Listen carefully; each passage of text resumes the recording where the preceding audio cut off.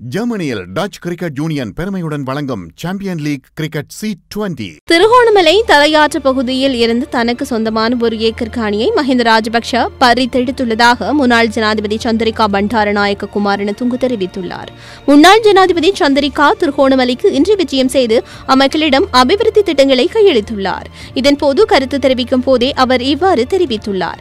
குச்சவெளி சலப்பையாறு பகுதியில் 3 கிணறுகளையும் 22 மீனவ குடும்பங்களுக்கான மீன்பிடி உபகரணங்கள் மற்றும் உள்ளக வீதிகளையும் அவர் இதன்போது கையளித்து வைத்துள்ளார். கோமரங்கடவல பிரதேசத்தில் கிணறுகள், வீதிகள் மற்றும் குளங்களை புனரமைப்பு செய்வதற்காகவும் தெரிவு செய்யப்பட்ட குடும்பங்களுக்கு வாழ்வாதார உதவிகளை இதன்போது வழங்கியுள்ளார். இத்திட்டத்தின் மூலம் 1500 குடும்பங்கள் பயனடைவார்கள் என எதிர்பார்க்கப்படுகிறது.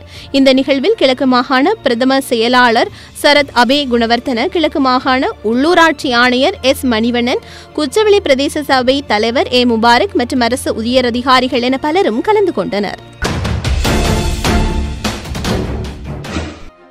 அனைத்து செய்திகளையும் பார்க்க லங்கா ஸ்ரீ நியூஸ் சேனலை சப்ஸ்கிரைப் பண்ணுங்க. உடனுக்குடன் பார்க்க வேண்டுமா? அப்போ கீழிருக்கும் பெல் பட்டனை கிளிக் பண்ணுங்க.